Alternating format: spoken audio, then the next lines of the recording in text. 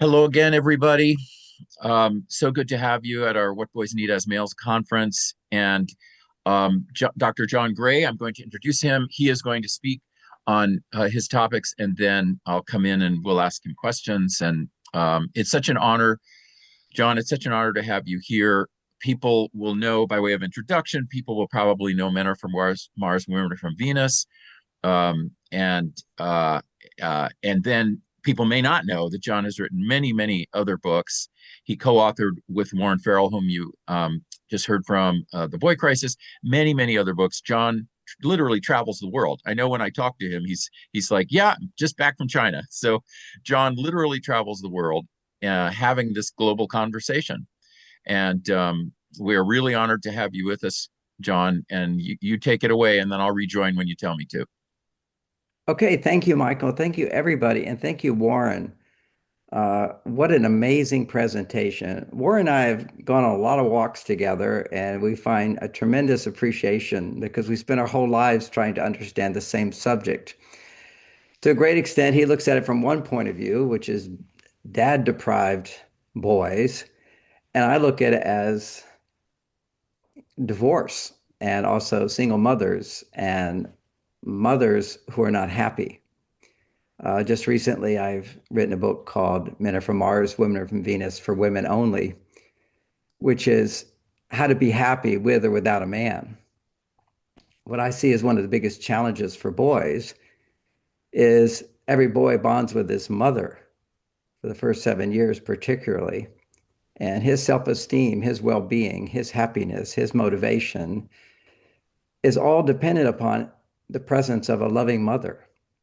And what we know from science is that when women are stressed, when women are overly independent without a man in their life or without a social structure that's supporting them, what happens is their stress levels are higher. We measure the stress levels of women, and we measure stress by cortisol levels.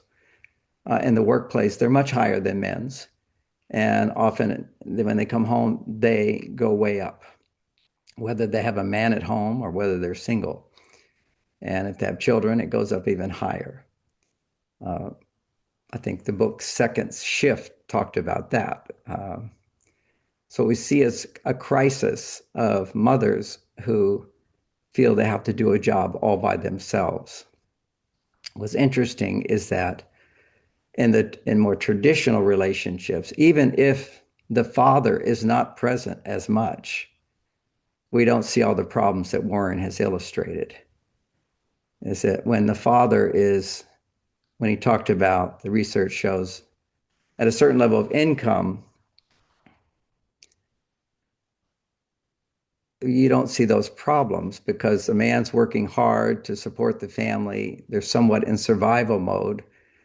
Woman's staying home with their children. In that situation, there's an abundance of appreciation and happiness in the woman that she has a man to do the jobs that she doesn't have to do so she can be with her children.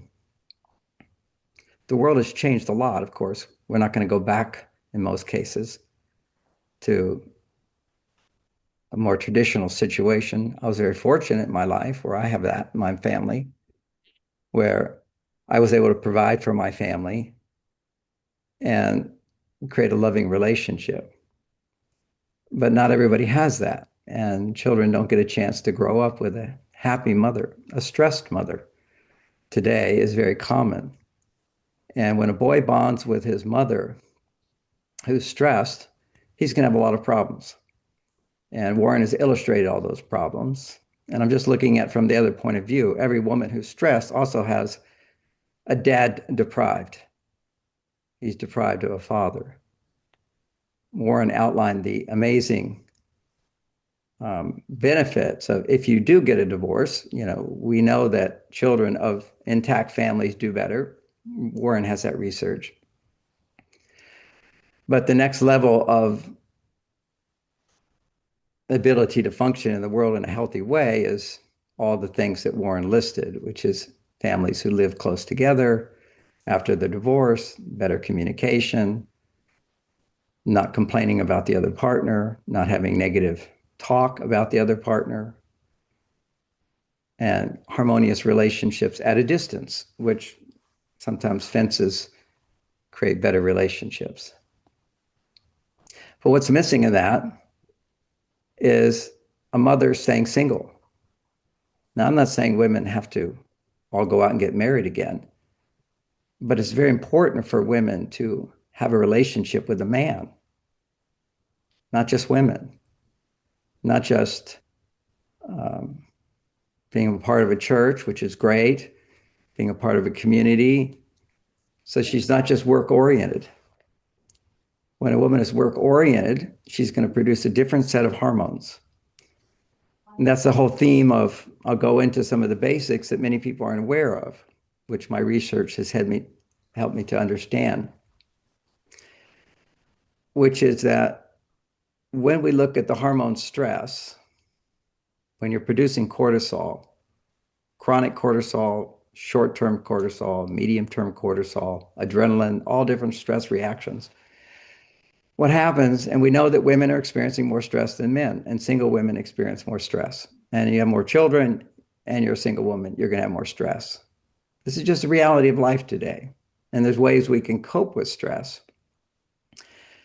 And, yoga classes and dance and singing and religion and spirituality, these are all really, really helpful, but not necessarily for the son.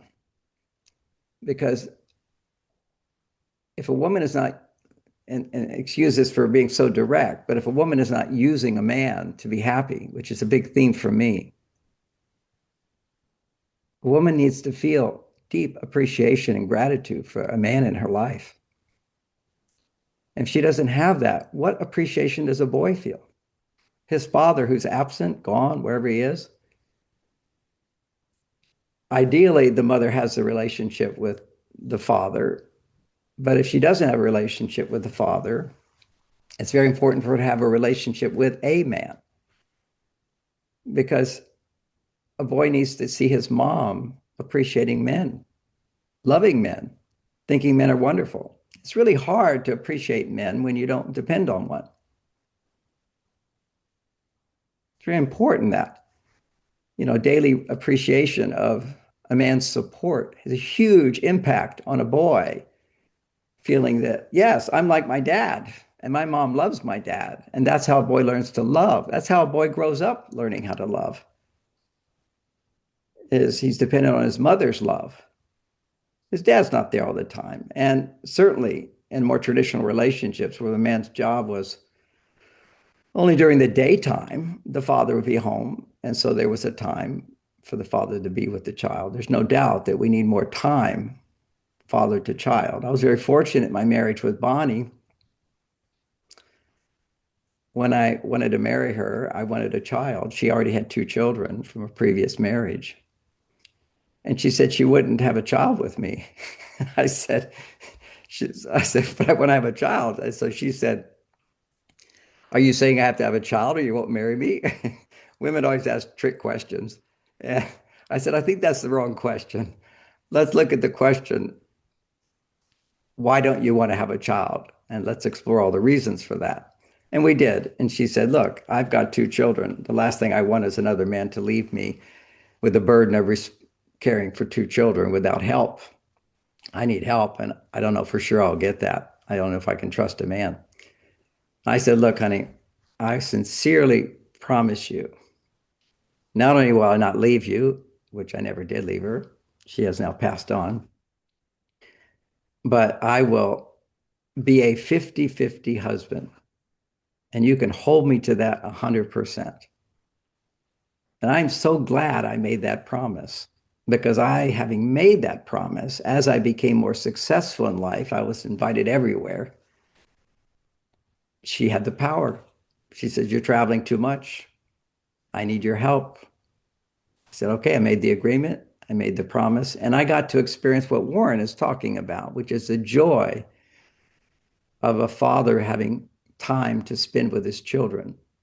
So I took my children to school every day. Certainly I did travel. We worked it out where I would be gone a total of, not always, but a total of 9 days a month, because my job is to travel to other countries, teach 3-day seminars, so forth. And we worked that out. And that was her coming to the conclusion that's the amount of support she needed, not just to help raise the children, but also to have a relationship where she felt loved and she felt cherished and she felt partnership. And so our children could thrive knowing that mom was happy, knowing that mom was at home. Now, I don't want to sound too old fashioned that all women have to be at home. I wish they could. It'd be a better world if women could when the children are young, particularly first 7 years. We know that for the first 7 years of life, children are in a state of theta. They feel everything the mother feels. Anytime the mother is upset, the child is upset. And when the mother's upset, cortisol levels will go up in a child. All parents know that. When you're arguing and fighting, your kids will be demanding and they'll throw tantrums or they'll curl up and pull away the other way. We have a problem with stress in our life. And one of the major stressors is this whole single woman thing. When Warren talks about the statistics of the real violators, I've also taught the prisoners, I've taught in San Quentin.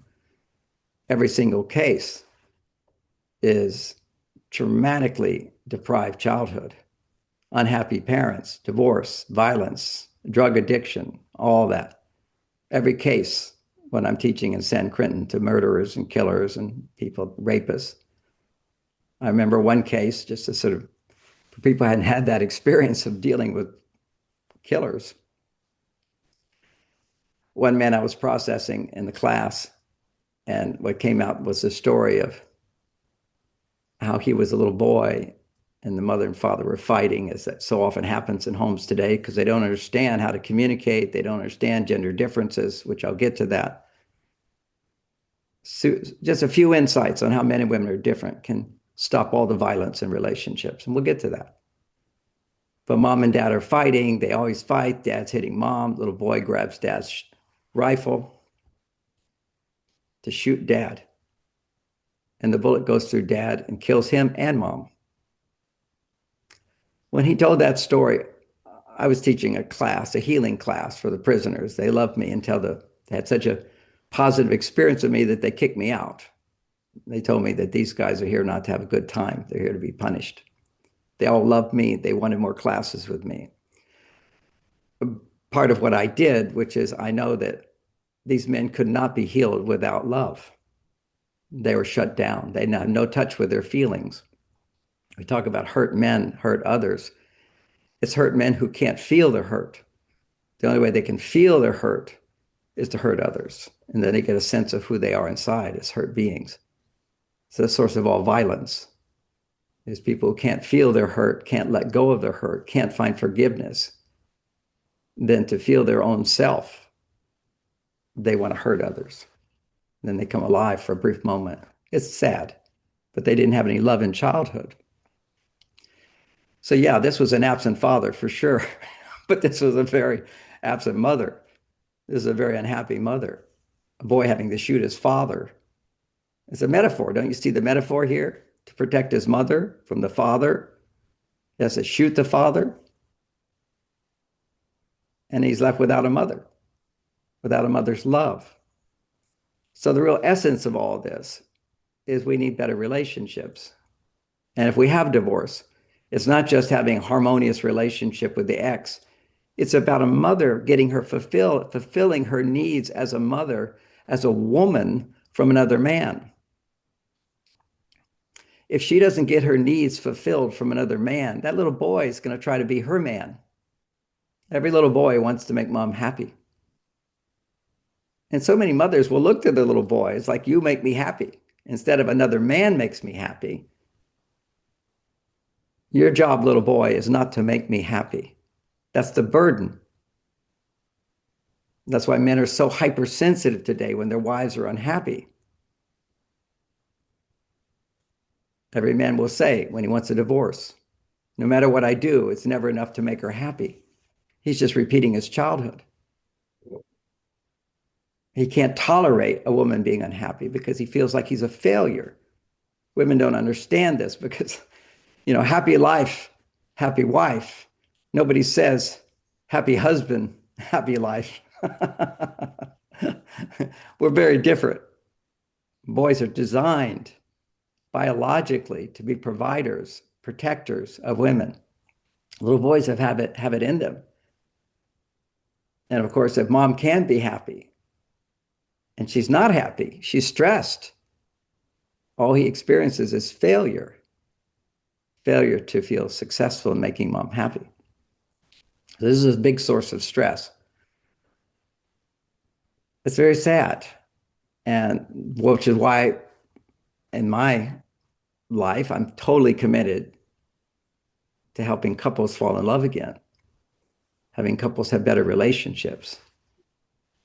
And it starts not from men changing. It starts for women understanding how to get what they need from a man. If I'm a business person, I don't blame the people who are reading my books. Hey, you should buy more books. What's wrong with you? Why aren't you giving me what I want? If I want to be a successful business person, I think about my clients. I think about how can I adjust myself to get what I want? But when you don't understand how you unknowingly sabotage your relationships with a man, how women unknowingly put men off, how women unknowingly push men away, they don't know. They don't know. None of the women here know. Every woman comes in my office with problems, unless you're a very happy woman, happy in love with a man. You don't understand how you put men off. You don't understand how to change that. I've been doing this 40 years. I don't think men need to read books on women and relationships. Women need to learn that. Men need to read books on how to make money to provide for their family.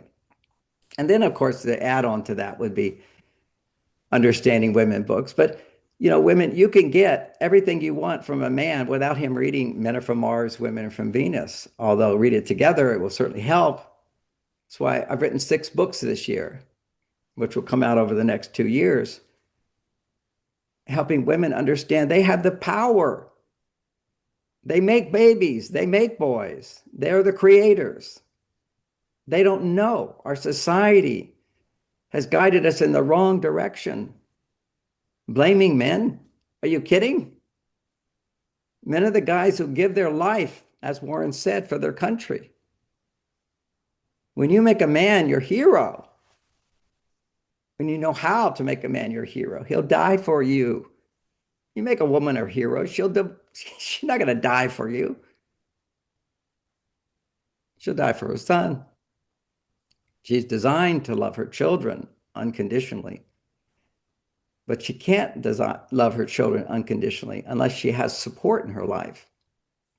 And yes, you can get support, but the ideal support for your boy is have another man in your life.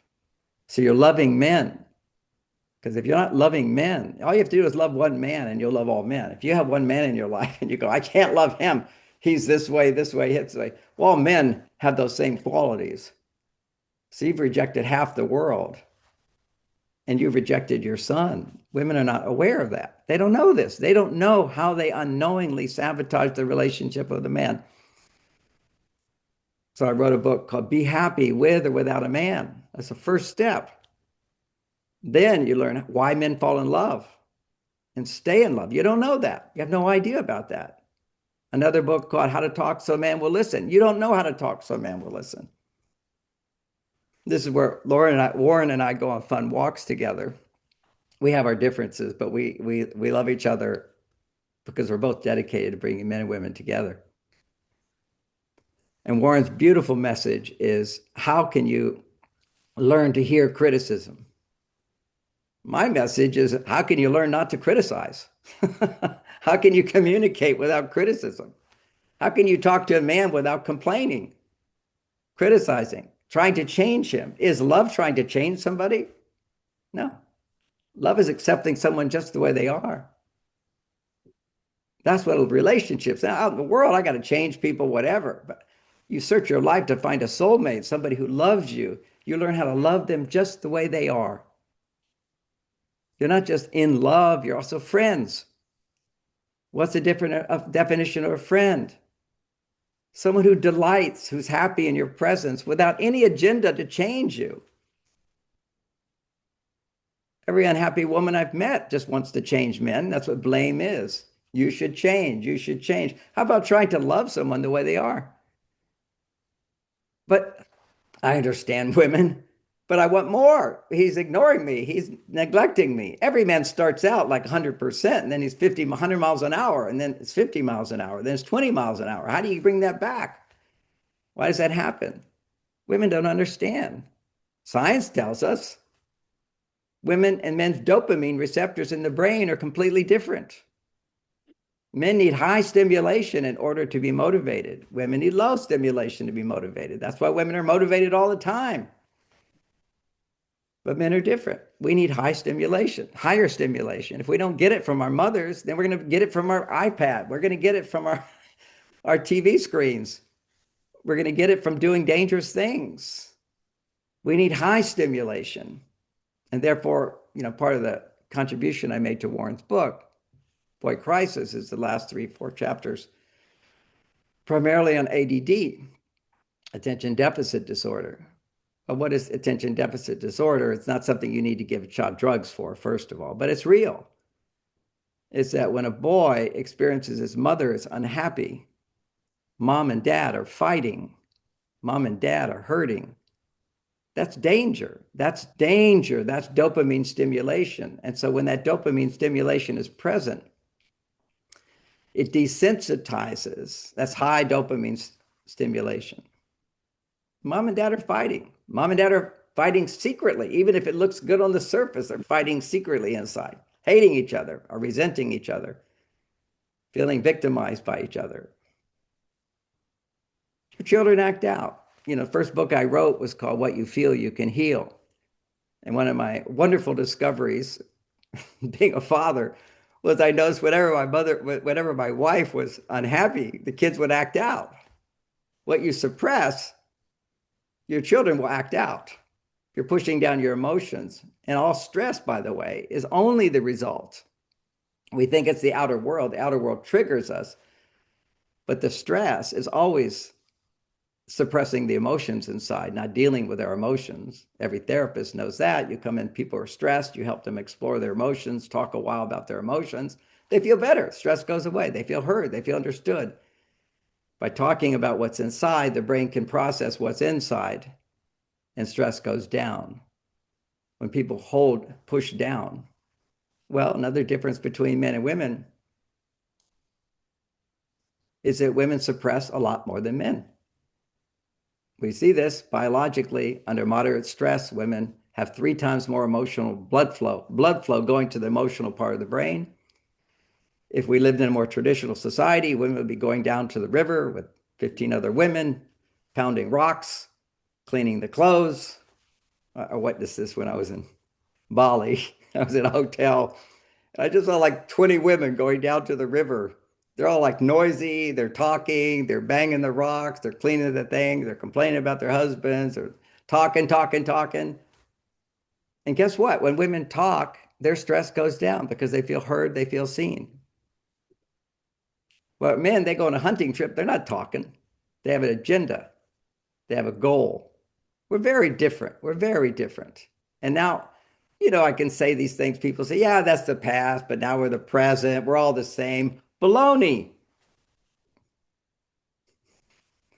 Baloney. Ridiculous. Absurd. Foolish. Stupid. Ignorant. Going the wrong direction. Idiotic. We're missing the point. Hopefully that doesn't too negative, but I think it's all very true.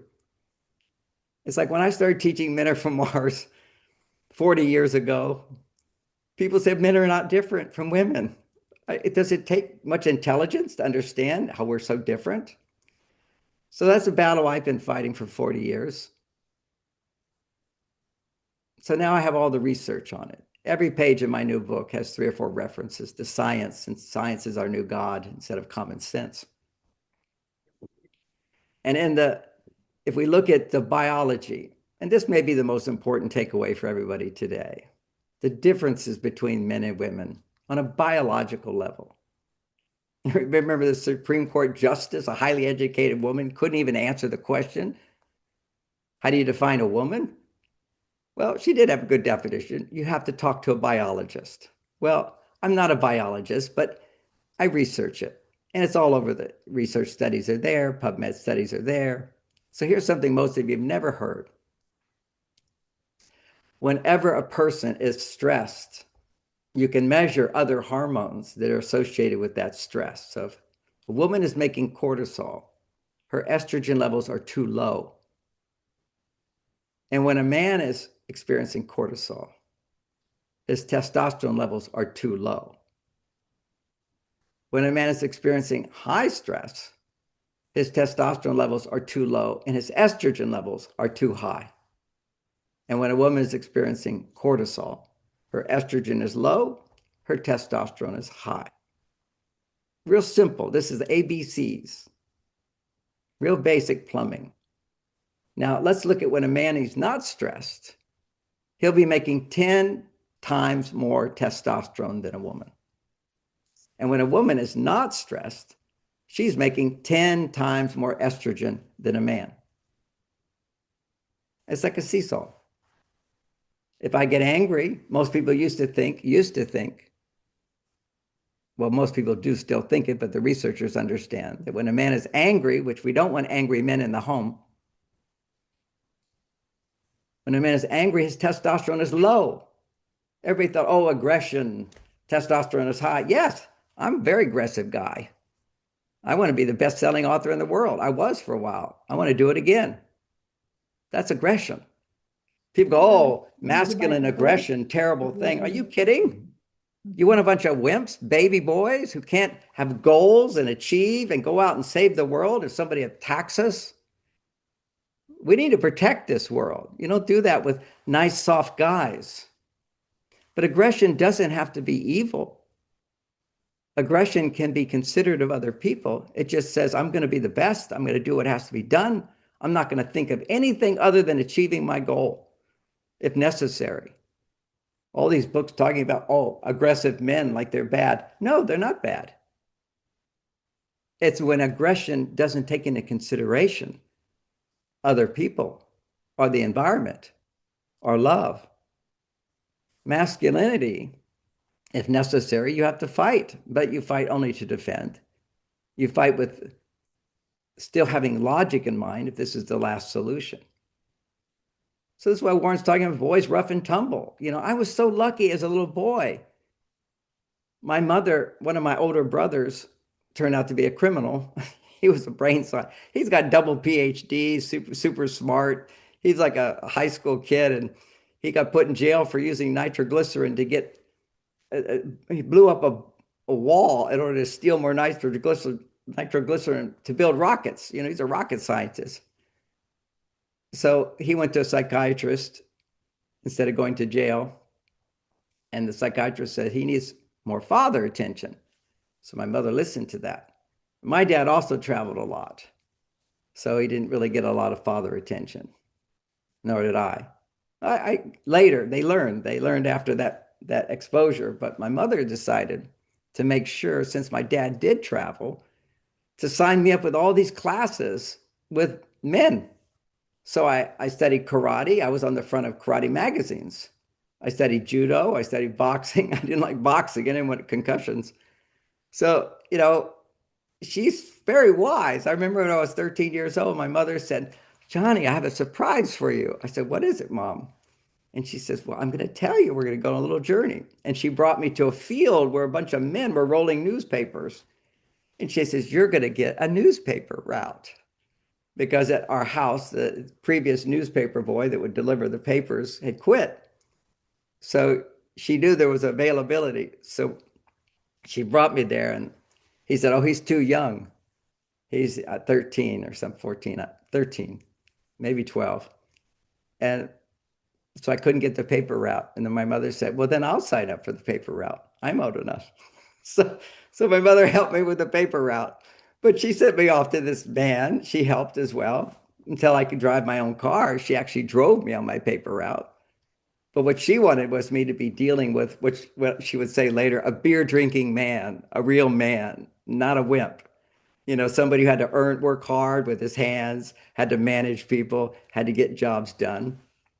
And it's funny, it's such a kind of a karmic destiny thing. I think we all have that as well. I ended up having the biggest paper route in Houston, Texas. And I just kept accumulating paper routes because I hired all these little boys to help me, giving them Coca-Cola.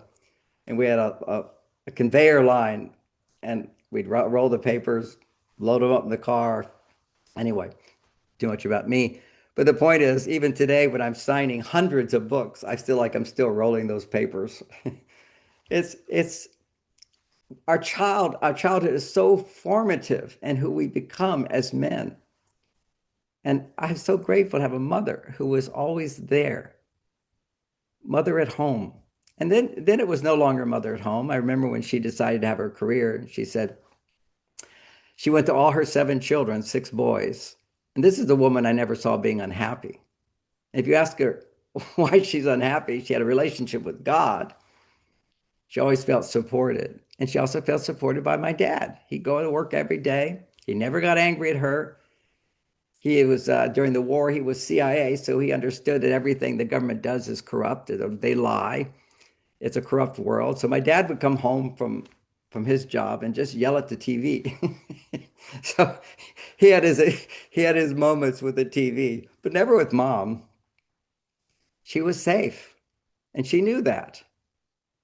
Women don't feel safe with men today. And the reason they don't feel safe with men is that women unknowingly provoke men all the time. You complain, you criticize, you judge, you victim yourself, you blame him. He's the hero in your life, but he can't be the hero if you expect more from him than he can give. See, my mother didn't care about, I need my husband to hear my feelings, to talk about me, to talk with me. They had a great sex life too. We would listen in. The boys would listen at the door when they're having sex. They had seven kids. She didn't complain my dad wasn't romantic. My dad was a provider. He was a protector. He was somewhat of a gentleman. Good manners. That's all women require. Today, women have a long list of problems. And they go around saying, oh, all these narcissistic men. And they do exist, without a doubt. But it's like every man, when they don't listen to your feelings or whatever, they're a narcissist. Or when he goes to his cave, he's a narcissist. Or we don't want to listen to or look at you. He wants to go out and be with his friends. He wants to go fishing. Oh, he's a narcissist. He only thinks about himself.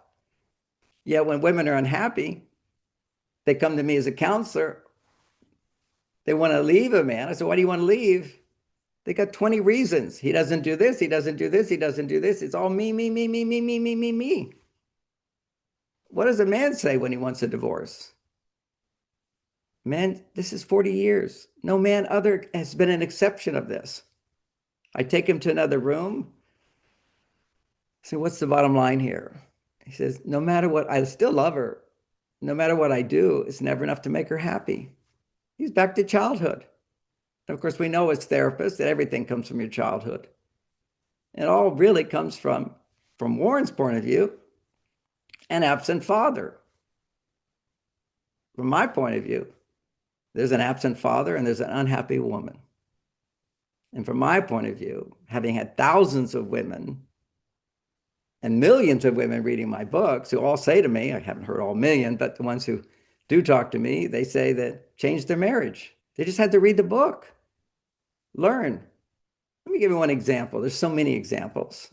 Some are cliches today. It's gotten into the culture. It's into the movies. It's into the TV shows. When you look at the idea of women when they talk, they don't need a man to interrupt. They don't need a man to tell them what they should feel. They don't need a man to solve their problem. They just need a man to listen. Well, if I'm a fireman and somebody says there's a fire, of course I'm going to jump. I'm not going to listen. Well, how's it feel? Is it hot? No, I'm going to get in my fire truck and go risk my life and save yours. So this is men. This is who we're designed to be. That's that thing, that testosterone that gives you faster reaction time. Testosterone, men need to make 10 times more. If I'm not making 10 times more testosterone than a woman, I'm stressed. And when I'm stressed, what are the symptoms? My estrogen goes up. What are the symptoms of a high estrogen man? Low testosterone man?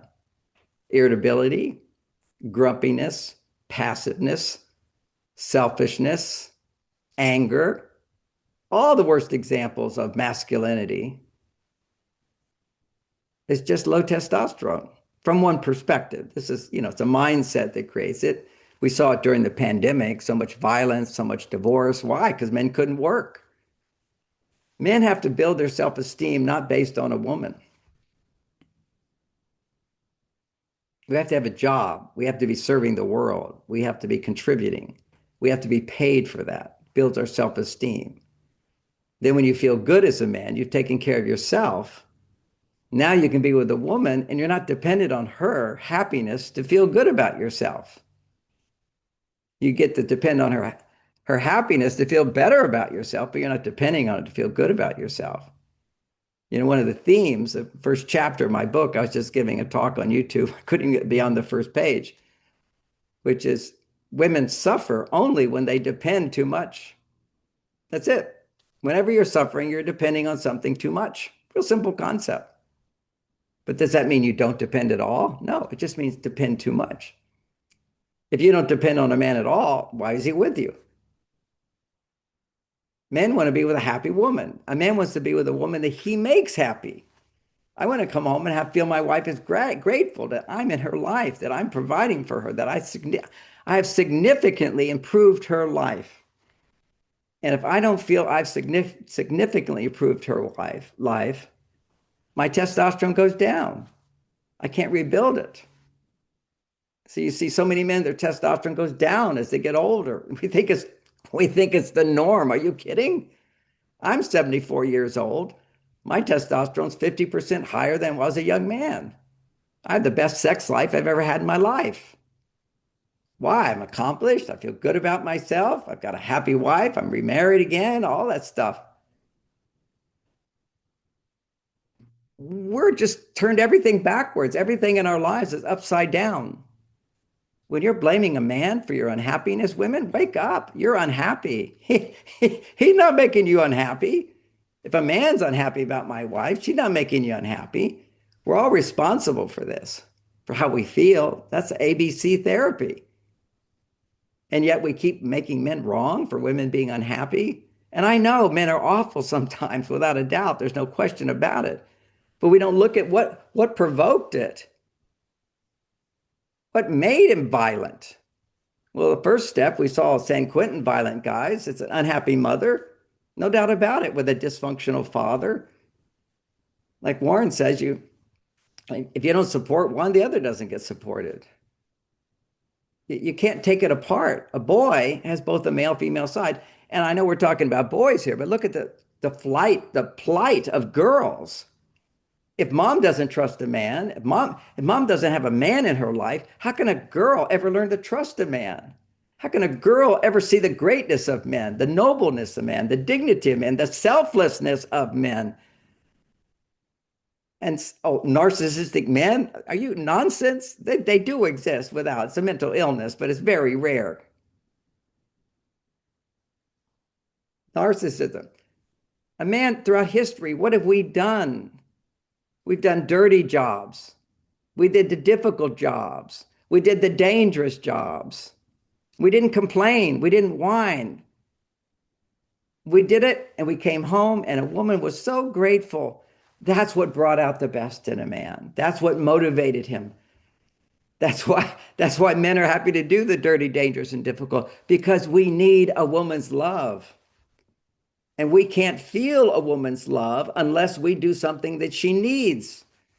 The best point Warren made is that men need to feel needed.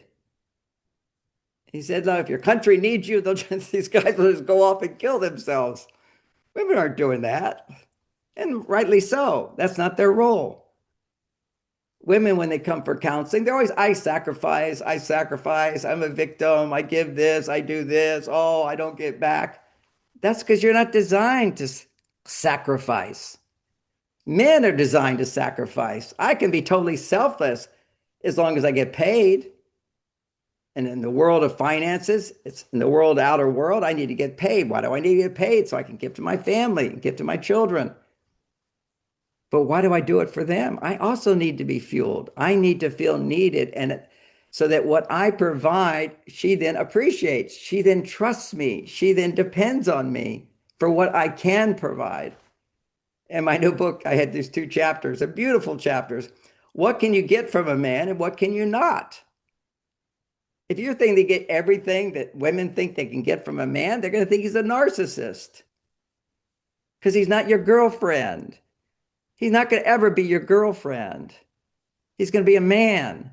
But you don't even know what a man is anymore. You didn't grow up with a man, a father who was there. So how can you trust men? So let's take one example. I've written oh, by the way, I just mentioned four of the books, three of the books. What was it? Another one was why, what to do and not do when men pull away. Another one is for women over 40 when your hormones all completely change and you become close to crazy if you don't have a man in your life. Your hormones completely change. You stop making estradiol, which is the happy hormone. You make estrone, which says, I don't need anybody. Then you get all the sickness and the wrinkles and your bones get sensitive. All these things go down as women get older. It doesn't have to be that way. Just like for men, your testosterone doesn't have to go down. Your libido doesn't have to go down. And if you don't have libido, your body just starts dying. Sex is the essence of life. It gives birth to life. It's the only way men can feel love, primarily, unless it's with their children. That's another way. We know science is telling us, explains to us these systems in our brain. They're called mirror neurons. Mirror neurons allow you to feel what other people feel, empathy. Well, most of the time, a man's mirror neurons are designed to be closed. If I experience adrenaline, my mirror neurons completely close. When women experience adrenaline, their mirror neurons open up more. They feel more what other people feel. They worry more. They're more stressed than men. It's a normal thing. If I'm in danger, the last thing I should do is feel my emotions. I can't be feeling what somebody else feels if I'm going to kill them to protect my family. We're designed differently. They're wonderful design. If there's danger, push away the fear. So you see that under moderate stress, there's danger. I can handle it. I'm going 90 miles an hour in my car. I'm not going to feel fear. I'm going to feel adrenaline pumping. I feel great as long as I feel I'm in control. And then those lights flash when the policeman pulls me over. Now I'm in cortisol level. That's where now cortisol, now my female hormones are up and my testosterone goes down. There's trauma, there's stress. We're so designed differently.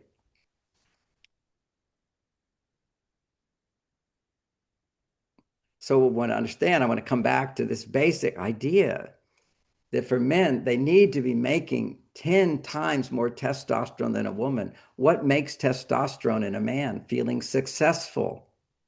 If he doesn't feel successful, stress levels go down and estrogen goes up. He tips over to his female side. He becomes passive. He becomes aggressive. He becomes irritable. He becomes unloving. His heart closes. Under moderate stress, his mirror neurons will fully shut down, which means I can't feel what you feel. Under high stress, he only feels his own emotions. He's angry or he's scared, fight or flight. We're so designed differently. So now, when does a man open his mirror neurons? Because that's when he can feel what you feel. Well, it turns out the only time a man opens his mirror neurons primarily is with his children because they're vulnerable, or when his wife, when she's vulnerable. When she's vulnerable and not blaming him. See, women all think, oh, I shared my hurt feelings with you. I'm being so vulnerable, but you're blaming him for your hurt. The stupidest thing, the worst thing psychology ever introduced to women is the simple formula of when you do X, I feel Y, what I want is Z. So you say to your husband, when you don't listen to me, I feel hurt. I want you to listen to me. As soon as you say, I feel hurt to a man who's having sex with you, who's vulnerable to you, who's affected by you, who has no defenses against you, he looks to you to bring him to a higher level. He's going to get defensive. He's going to shut down. It's automatic. And I praise Warren for teaching men how to listen to a woman sharing her feelings without a doubt. So you can take Warren's 3-day class, you can practice it, you can do all his meditations before it, so you can withstand a woman saying, I feel hurt when you do this. But he didn't cause you to feel hurt. No adult feels hurt. My mother taught me when I was a child. Sticks and stones will break your bones, but words will never harm you. But women are feeling hurt all the time. Well, who is being hurt? Is your child inside, your unhappy, vulnerable child. We all know that as therapists, 90% of everything we're upset about is our childhood. We overreact to everything. And by the way, whenever you're experiencing stress hormones, you're not in present time, you're in your childhood. These are all simple, basic concepts. Don't encourage women to say to their husband, "You hurt my feelings." That's like being a child. You're infantizing yourself. And so, what do you do instead? How do you get him to change? You ask for what you want. It's a simple thing. Honey, you didn't call the other day. Would you try calling me next time? Then I can prepare my meal. It's simple. Talk like you talk to a friend. Not like, oh, I feel so hurt or I'm so scared. I can't talk to you. This is all like childhood. We're infantizing women by teaching them to share their vulnerable feelings of blame at their partner. But it'd be wonderful if you learn how to communicate those feelings about other things. See, this is one insight I had, which was amazing. If my wife said to me, I feel hurt, I get defensive, like every man. Every man does. Number two, unless it's in the beginning, you haven't yet bonded. Okay, when you're bonded to someone, see the difference. But what I experienced is that I became such a better man because I fortunately had the job of being a therapist and I got paid for listening to women 8 hours a day for 10 years before I wrote Men Are From Mars. And I could hear everything they said. I could feel compassion for them. I could feel empathy for them. More compassion than empathy, but both. And why? Because they're complaining about somebody else, not me. And they're doing it for a short period of time, only once a week. And they paid me. You want your husband to listen to you. Don't blame him. Share your feelings about other things that are bothering you where he doesn't feel blamed. He'll feel compassion for you. No, the women don't even conceive of I'm going to go to my husband and talk about my feelings about other things. I remember one of my good friends, she's a best-selling author on relationships. I won't embarrass her and say her name. But I taught her that one of my techniques is the Venus talk, where you talk to your husband for 10 minutes. You say it's only 10 minutes. If you say it's only 10 minutes, men will have energy. So many women start talking about their feelings, men's energy just drops. It's like they're like exhausted because men need a goal. And he doesn't know when it's going to be done. He doesn't know if he's going to be attacked. He doesn't know what's going to happen. Give him clarity, give him a project. I want to talk for 10 minutes. I'm going to talk about my feelings about other things, and you're not being blamed. Just like when I'm a therapist, I'm hearing women talk about their feelings, but I'm not being blamed. And there's a time limit and there's a reward. You have to have a reward. How many men feel rewarded after their wife talks and complains about them? There's no reward in that. So of course he don't want to talk to you. Of course he becomes tired when he gets home. He's not getting the boost of your hero has arrived home after his big trip to bring food home to the family. All this can be, we're not these ancient people anymore, but it's as simple as I come home, my wife looks at me, "Oh, John, I'm so happy to see you. I can't wait to tell you what happened today." And then she tells me everything that went wrong in her life. And she talks about her feelings about it. And whenever a woman talks about emotions, she is being vulnerable. And all men need is vulnerability in their partners, and their mirror neurons open up and they can feel what you feel. And if what you feel is love, he lets love in. Why is sex so important to men? Because it's the only time men's mirror neurons fully open up. When you're naked in bed, loving him, feeling what an amazing lover I have. When you can feel that, you have a lifetime of love. And you don't have divorce. Couples don't know how to have sex.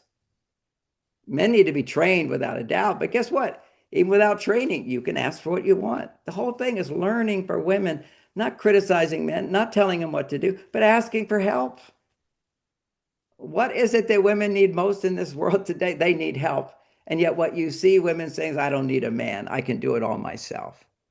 So you're putting yourself in the grave. And unfortunately, we come back to little boys who mothers don't feel I need the help of a man. So a boy grows up, what's my purpose? And yes, there's other things around this. One of the books I recommend, besides Warren's book, besides my books, is a wonderful parenting book called Hunt, gather, parent. Hunt, gather, parent. Although I have a lovely book on parenting, but I would tell somebody to read this book first. It's better than mine. It's called Hunt, Gather, Parent. And everything is about never, ever with your children telling them what to do.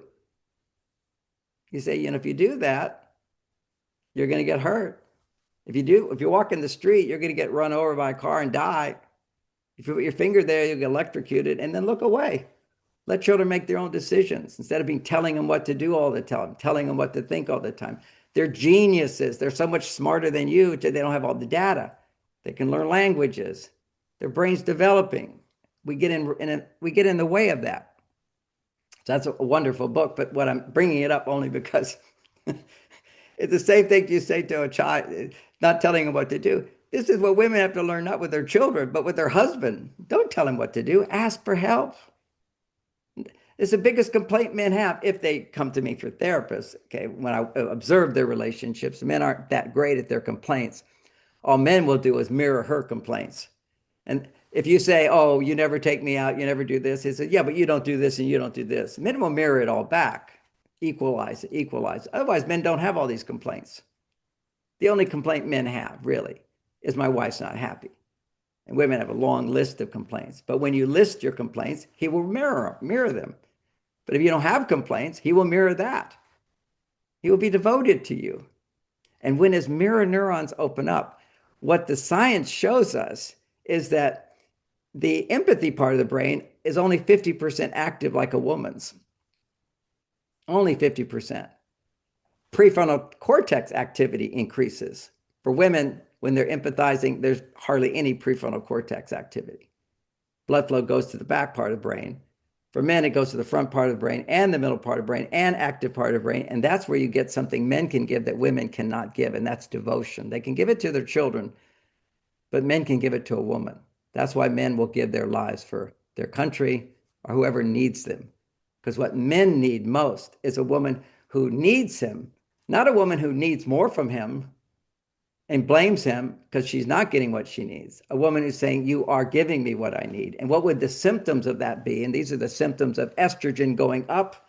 Estrogen goes up, stress goes down. And what are those symptoms? I feel safe in your presence. I depend on you. I feel safe in your presence. I accept you just as you are. I delight in your presence. I appreciate what you provide for me. My life is better because of you. You are massively significant in my life. I don't know what I'd do without you. And women have lost that. And therefore, they're not happy. And therefore, little boys grow up with a woman who's not only not happy, and so he experiences the trauma of not being able to make mommy happy, but he doesn't see that a man can make a woman happy. So I can't be a man if I'm going to make my mother happy. So masculinity is cut down. The average 20-year-old today has 20% less testosterone, the masculine hormone, than just 20 years ago. And then 20 years ago, it was too low. We've been feminized. We've been blamed. And this all has to change if we want a better world. And it's changing. My books are selling again. What's fun is, in Saudi Arabia, for 35 years, my book has been number one or number two. I just got back from Saudi Arabia. I'm like a hero there. It's so sweet, And America, I'm grateful for the Christian community. They also understand gender differences. The Muslim community, they understand gender differences. It's funny, they'll quote from the Quran and say, "Your book is like how to follow the Quran." Christians will say, "This is how you could have a loving relationship." But before my time is over, I see my times. I want to come back down to, I made some promises. One is that how we can get rid of violence in marriages. And of course, that violence, whether it be spoken violence or action violence, is destructive to a little boy. So how to stop the violence in relationships. We teach them gender differences, and we help women to understand that whenever a man is angry, his estrogen hormone is going up. His testosterone hormone has gone down. Okay, first step. Second, when a woman is upset, what's happening inside of her? Her estrogen has gone down. Her testosterone has gone up. Opposites. We are mirror opposites. Now, if a woman is upset, all I know as a man, I just have to get her to talk without getting angry back. I just ask questions. Men haven't been taught this. Help me understand that better. Tell me more. What else? If she can talk, she will feel better. But if she blames, he can't hear. Most cases, he can't hear until he really masters this. My wife can say anything to me, and I know she's temporarily crazy. Okay, it's temporarily crazy. And I can just listen and she'll come back to sanity. And that's scientifically proven. You have no blood flow to the prefrontal cortex when you're highly stressed. You're temporarily not logical. That's okay. And so I don't react, but most men can, that will take a while for them to learn. But what women can learn, because they're the one who reads the books, they're the ones who have the power to change a man, no doubt about it. When you give a woman the space to talk, like as a therapist, I give women to talk, express their emotions, whatever, they feel better.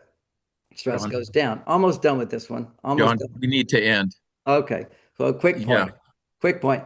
When you get a man to talk, his estrogen goes up, his stress goes up. It's only because you provoke a man by engaging him in conversation. When he starts to get angry, he will become Yeah. angrier and he will become violent. Stop Yeah. asking men questions when they're upset. Yeah. Yeah. Thank you. Thank you, John. You got me thinking. It's coming from all directions. So a lot to process. Thank you so much. And thanks to John Gray. And we will come